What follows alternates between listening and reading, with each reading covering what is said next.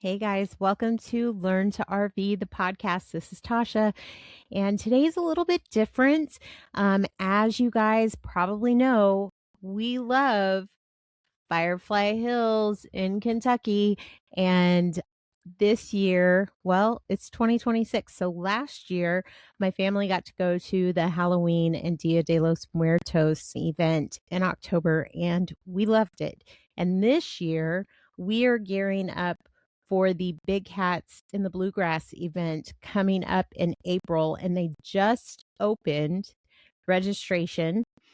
Since we at the pod love Firefly Hills so much, we wanted to make sure that all of you knew about the event and wanted you guys to know that registration is open so that you could get in there first and fast, because they only allow 15 families, 15 families to participate in their annual events. This one is a big one. It celebrates the Kentucky Derby, Cinco de Mayo, and Mother's Day. It is a 2-week event beginning April 26th, running to May 10th. 2 weeks filled with events for all ages, like hat making, piñata building, guided hikes. They're going to take us foraging, and then they're going to do cooking classes to teach you how to cook with the foods that you forage. I am so excited about that. Zip lining, horseback riding, fort building, and more. And the greatest thing about events at Firefly Hills is that you get to build your own experience. You get to decide how much connection, creativity, adventure, and rest you're ready for. And you get to handpick what events you go to. There's always downtime in between everything. It's so well planned.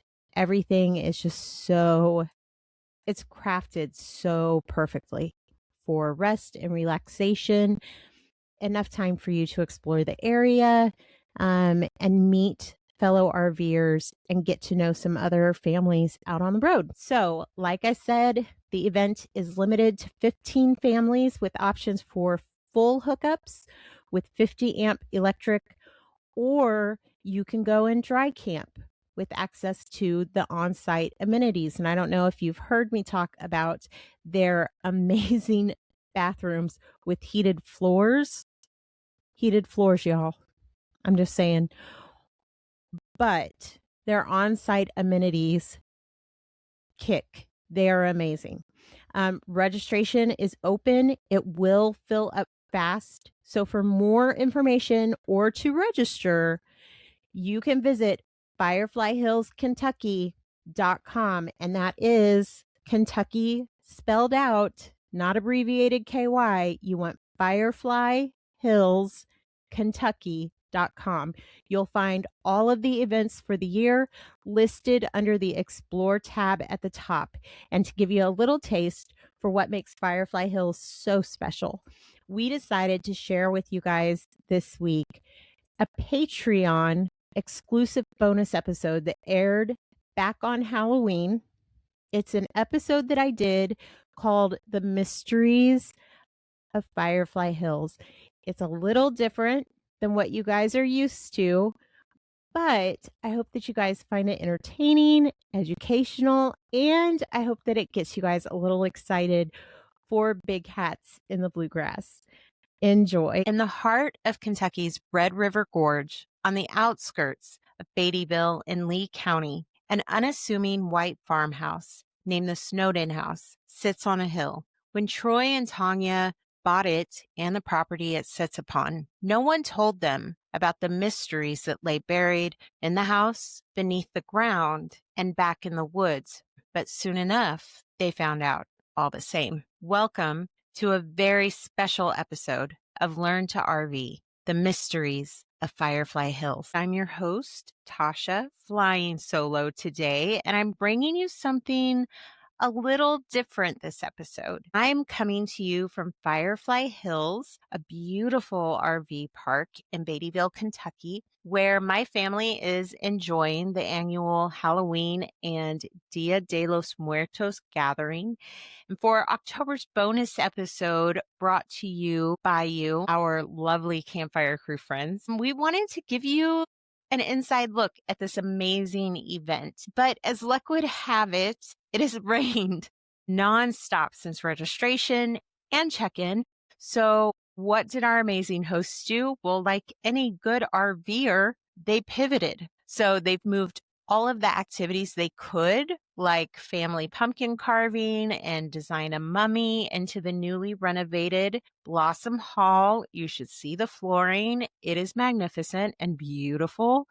And the strictly outdoor activities have been rescheduled for later in the week when the rain is forecasted to move out. So I don't have as many activities or behind the scenes looks or attendee interviews or events to share with you as we had originally planned by this point.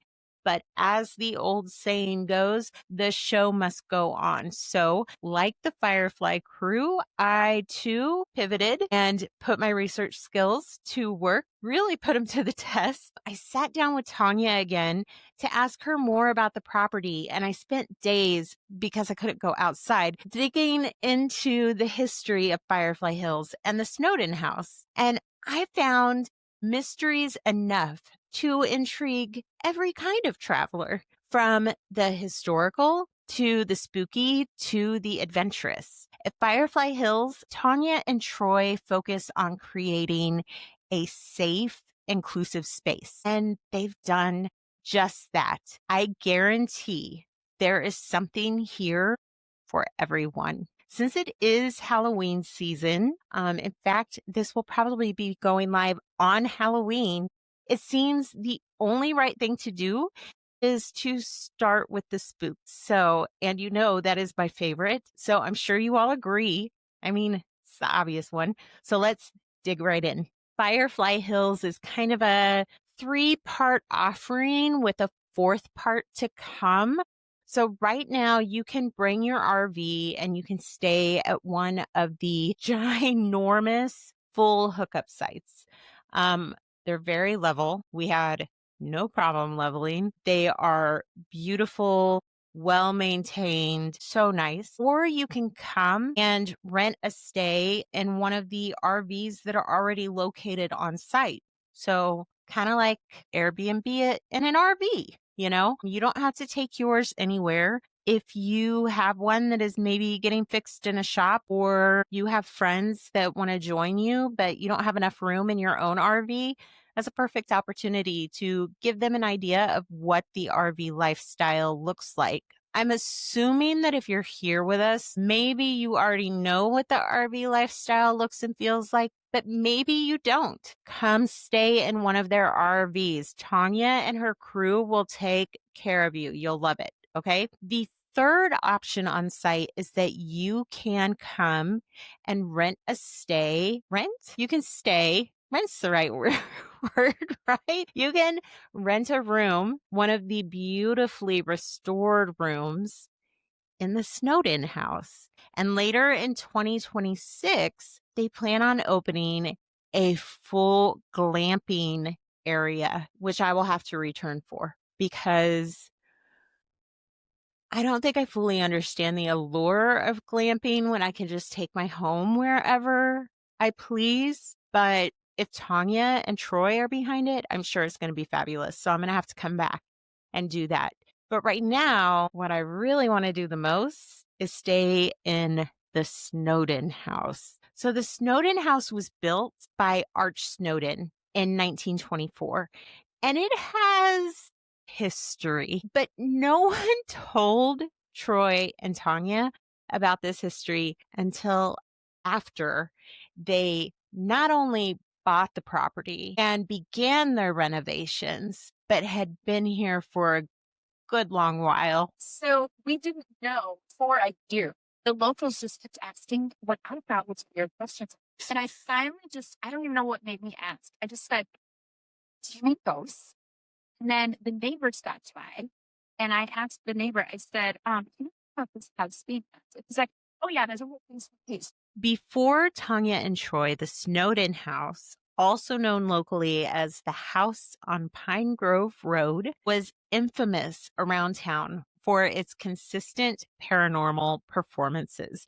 People would load up in their cars and drive by for a chance to catch a glimpse of the mysterious figure in the top window. Supposedly, Mary Snowden, Arch's unmarried sister, who lived in the house. Visitors of the house over the years have heard the sound of a woman crying, the sound of a woman talking and singing inside. They say that objects have moved to other rooms in the house without anybody moving them. Okay, so we're not talking about, hey, did you move my stuff? We're talking about, I just sat this here. Why is it now in the room across the hall? Doors open and close of their own volition, lights flicker, radio stations just change on their own. I don't know. Maybe they're looking for better music.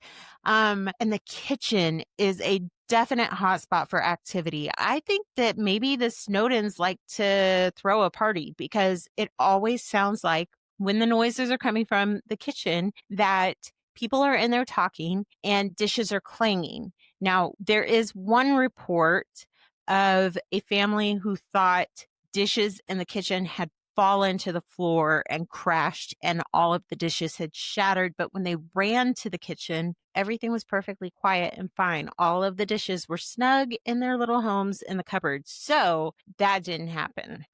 So we're not sure what made that sound. But on top of everything happening in the kitchen, getting ready for a party, even when no one else is there, in the meadows, people have reported seeing orbs glowing at night. They've mentioned shadow figures walking the halls and bathtubs filling on their own to overflowing. Before long, even Tanya had her own experiences to add to the list. On the third floor, and a push notification goes through my phone that there's a person on the first floor. It happens every 20 or 30 seconds, about 30 times while we're on the third floor. It's like, no.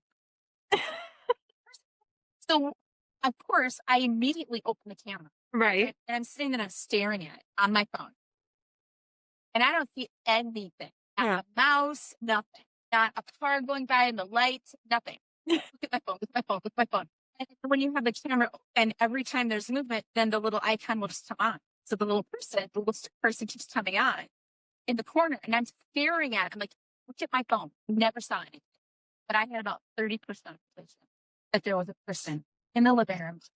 Oh my gosh, I never would have gone back to sleep again. I would have been staring at that phone screen till I died. We did our own paranormal investigation in the Snowden house with Tanya, and Rosewood had a bit of an experience in the exact room where the figure has been seen pacing in front of the window. So let's hear from Rosewood what happened to them. I was using my pendulum to ask yes or no questions. Ghosts, and there was a younger girl who was using dowsing rods to also ask questions. The girl and I both were asking questions about this closet that I was was pretty close to, because Tanya had said that there was a lot of activity from that closet specifically. And so even I was like, is there anyone in the closet? And I got a yes for an answer. And the girl was like, is there anyone in the closet? She got a yes for an answer. And then she asked, do you want somebody to go into the closet? And it said yes. And then she said, who do you want to go into the closet? And it pointed at me. So I went into the closet and I sat in there with my little pendulum, and I'm just asking basic little questions. And the girl is trying to get the spirits that maybe to interact with me while I'm in the closet. She asks twice if they can touch me, and nothing happens. So we both end up completely forgetting about it. At some point, I trade off. I give her my pendulum and she gives me the dowsing rods. And I communicate like that for a little bit. And then I'm sitting there, I'm talking, and I feel something touch my back. And I asked, did something just touch me? And I got a yes for an answer. So I'm like, okay, cool. And then I'm talking some more and I get touched again. Mind you, this is the first time I've ever been touched when doing any sort of paranormal investigation. Like I've been to the hotel in Colorado. I've been to the Lizzie Borden house, and I've never had such like direct contact with anything. Did you feel like you were in danger? I did not. Felt more curious than anything. Yeah. There was one point where Tanya was like, I have this EMF reader, and I was like, I'll take it. But we've got like a spirit box going. And as Tanya is saying, like, who wants to use the EMF? And I like raise my hand, the spirit box goes, they need it.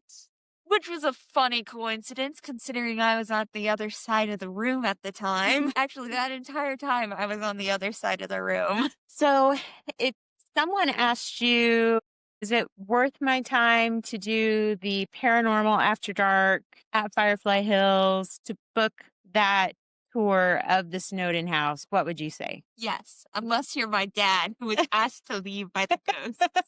So mysteries are afoot in the Snowden House, and paranormal investigators, both amateur and professional, have come from near and far and from TV land to get a chance to meet the former residents of the Snowden House. Firefly Hills guests can book their own paranormal investigations, stay in one of the beautiful rooms. All you got to do is book your stay through their website at fireflyhillskentucky.com. But the mysteries of Firefly Hills don't stop with the metaphysical wonders. There's so much to do in Lee County. So you can visit the Gorge Underground. Yes, we're going to talk about it for a second. You can take a beautiful, guided, quite chilly underground kayaking tour of a flooded Kentucky limestone mining cave. It is beautiful and amazing and quite frankly insane that you can go kayaking through this whole cave. It's gorgeous. You can go to the annual Woolly Worm Festival that also happens to be held at the exact same time every year as a Halloween and Dia de los Muertos gathering at Firefly Hills. You know, it's like a 2-for-1 special. I'm just saying, well, I guess a 3-for-1 because you got Halloween, Dia de los Muertos, and the Woolly Worm. Come on, people. So when you go to the Woolly Worm Festival, you get to watch woolly worms race to be the state's next meteorological, I can say that word, meteorological fortune teller at the festival in Beattyville. Basically, people bring their woolly worms that they have found on the ground. And if you haven't seen them, you should look them up. They're adorable. They're these little brown and black worms that have 13 body segments. People bring their little woolly worms with them. They practice at home to see which woolly worm in their yard is going to be the fastest one. And then they bring them. And there is a stand in the middle of the fair that is going on, the festival, if you will. And they have a guy out there who is judging the woolly worm races. They go all day long.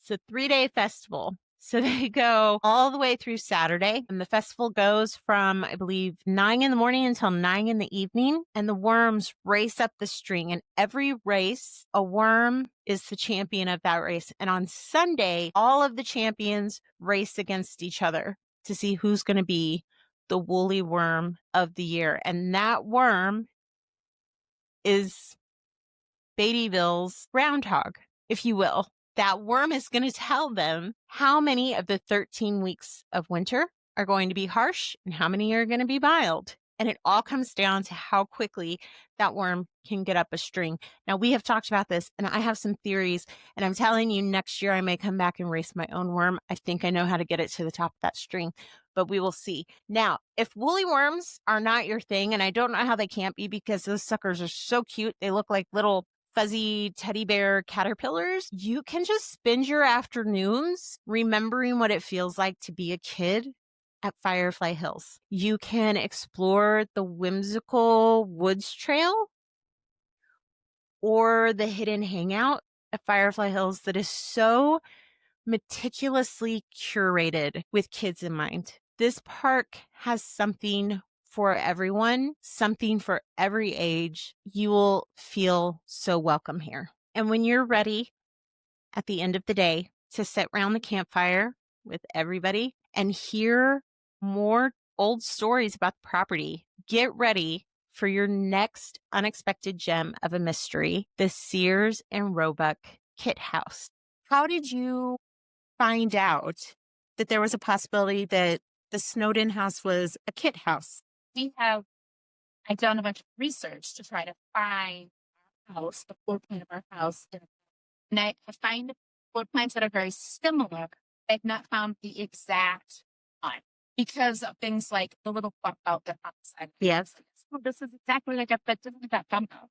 But I lived in 1923, 24, and 25. The thing that just blew my mind and solidified for me so much more not the relationship, but the alikeness, maybe the similarities between the kit house phenomenon and the RVing phenomenon was the ability to specialize the floor plans to your family's liking or needs. And I thought about how if you really wanted to, you could contact your RV manufacturer and you could say, I love this floor plan. I'd like to pay a little bit extra to adjust this here, to do it this way. And the same way with these kit houses, could look through the catalog, find the house that was almost perfect, contact Sears and Roebuck and say, I want this kit house, but I would like to put the bump on the side of the house. I want a sleeper porch. That was one of the things that you had the ability of doing. The other thing that you could do was it was the first real time that you could modernize your home. So you could put indoor electricity, indoor plumbing, heating. And so not only is there a possibility that your house, that the Snowden house here on the property is a kit house, your house was the first house in Lee County to have electricity, which is incredible. So Sears and Roebuck Kit Houses were one of a few companies that came out in the early 1900s. So basically, soldiers came back from World War I and they were ready for the American dream. They wanted to settle down, build families, and build a home. And so their idea of a new adventure was buying some land and building their own house. Now, prior to this, families had lived in multi-generational homes. And this is kind of where we start to see that pulling away and that desire to go and explore, because people started getting married and moving out of their multi-generational homes, moving towards cities or moving out of the cities and into the suburbs or further out of the suburbs so that they could begin to explore what the country had for them. They didn't want to settle for what they had always known. They wanted to see what there was to come. So people started going out, but this was also the rise of the middle class in America. So these soldiers were coming home and they were beginning to earn some money, but there had always been the lower class and the upper class. And the middle class really didn't exist until now. So these people were trying to figure out, how do we build our own home? This is where the honeymoon home kind of comes into play. This is when people got married and they moved into their first married house, their first honeymoon house. It was the first time that families spread out, really. And this lasted from about 1908 until the early 1940s when World War II happened. So when I heard that the Snowden house was potentially a Sears and Roebuck kit house, my first question was, what the heck is a Sears and Roebuck kit house? Because I had never heard of it before in my life. And maybe some of you are like, Tasha, this is old news. What are you talking about? I had never heard about this. There were several different companies that did this. For those of you who are in the dark like I was until just a few days ago, Sears and Roebuck, Montgomery Ward, and Aladdin were kind of the top three. And they sold these kit houses all over the country, all 50 states, and into Canada. And what they would do, and this is really genius, is they would send out their Sears catalog. We're going to be talking about Sears a lot because the rumor, the mystery is that Snowden House is a Sears kit house. The alternative is that it is a Montgomery Ward kit house, but those are the two that are kind of discussed as possibilities. And Tanya has been on the search. She has been looking, trying to figure out what model it might be. But we're going to talk about the Sears kit houses because there's a lot of research out there for them. They would send out the Sears catalog, and at the height of its catalog life, the Sears catalog was about 1,500 pages long. It weighed 4 pounds. Can you imagine getting that sucker at home, like just getting this catalog? I remember receiving it whenever I was a kid and getting it in the mail, and it was not that big or heavy. But to get that in the mail, and then people would pick out what they wanted for their home. It had everything: china, clothes, linens, whatever you needed, furniture, tools. Sears had you covered. One of the really cool things that I found out was that the owner of Sears, the CEO of Sears, wanted to make sure that the Sears catalog was always on top of any magazine stack, of any book stack. So he made sure that the Sears catalog was narrower and shorter than every other catalog from every other retailer that sent out catalogs. That is just some brilliant marketing, people. So that was always on top because people would stack up by size, you know? So you've got this catalog coming to your home. And then one day Sears goes, wait a minute, we have all of this lumber that we cannot move. What do we do with this? And this gentleman who works in the China department, not China the country, China the let's sit down and have a really fancy dinner, China, says, I have a great idea. Why don't you cut and bundle that and sell it with everything that everyone needs to build a house? And that's what they did. So from 1908 to 1942, when the last Sears kit house was built, you could pick a floor plan out of a Sears catalog, and they would ship you by rail car every piece of wood, every nail, every doorknob, every pipe, every joist, every screw, every bottle of paint, can of paint, whatever, you know, every shingle, everything that you needed, start to finish for that house, and step-by-step instructions. And the guarantee that they had made it so easy to build that you could have it done as long as you had some ounce of carpentry skills. Like, I can hammer a nail, I'm good to go. You could have your house built 90 days or less. Say, huh?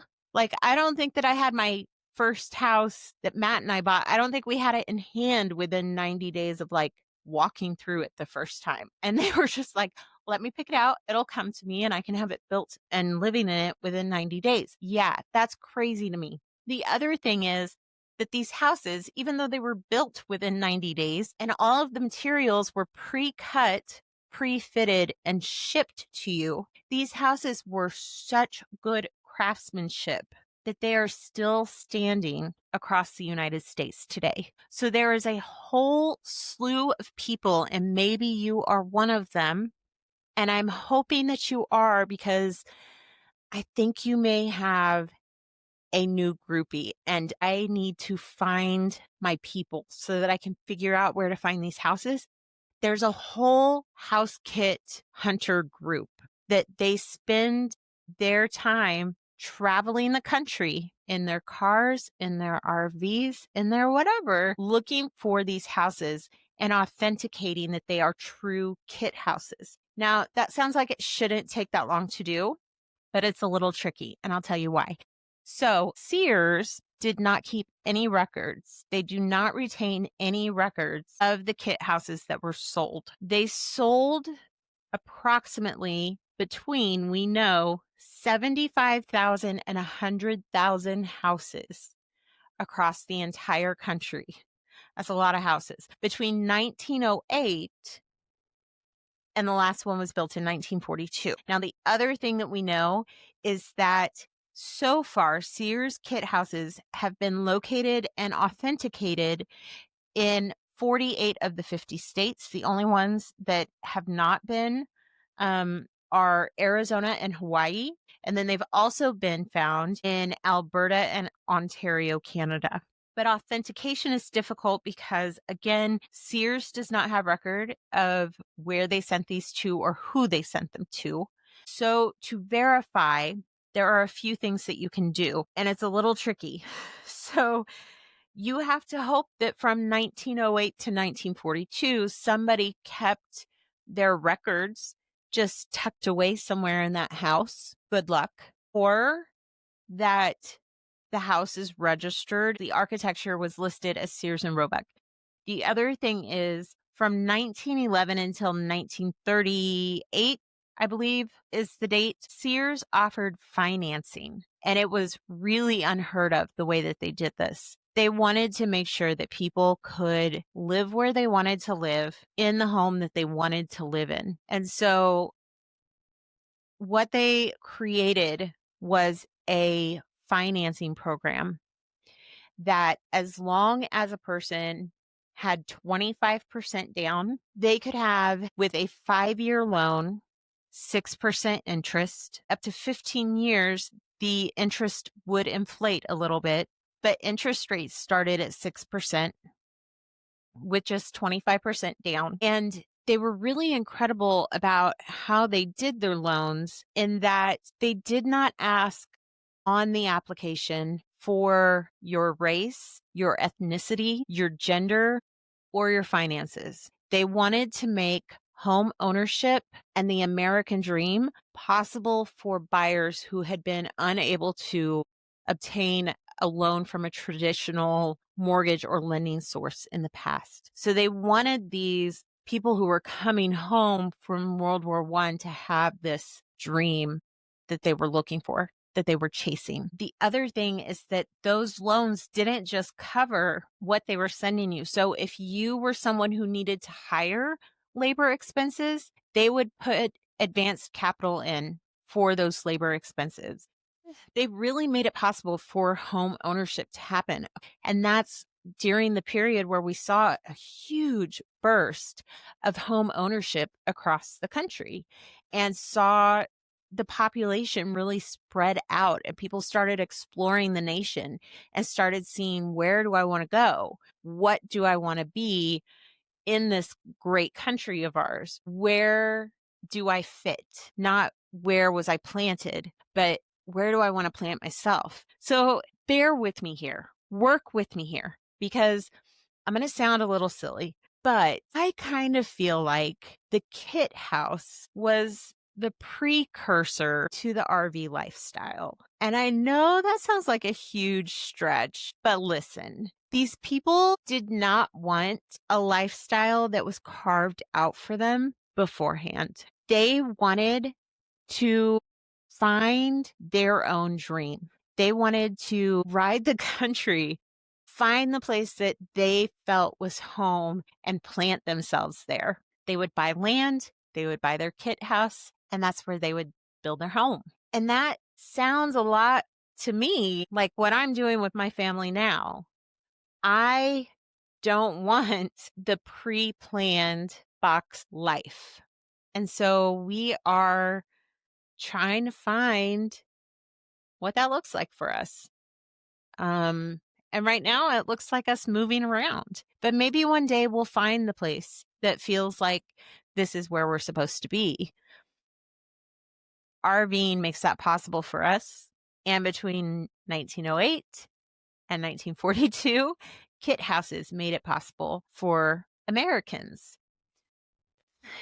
Thank you for joining me today on this wild and wonderful journey through the mysteries of Firefly Hills. I hope that you enjoyed something a little bit different. And if you want to learn more about how to schedule your own visit, you just drop by Firefly Hills, Kentucky, spelled out Kentucky, not KY, Firefly Hills, Kentucky.com. And as always, we hope to see you next time around the campfire at Learn to RV, the podcast. Thank you, guys. We'll catch you on the next stretch. Safe travels. Don't forget to hit that follow button so you never miss an adventure.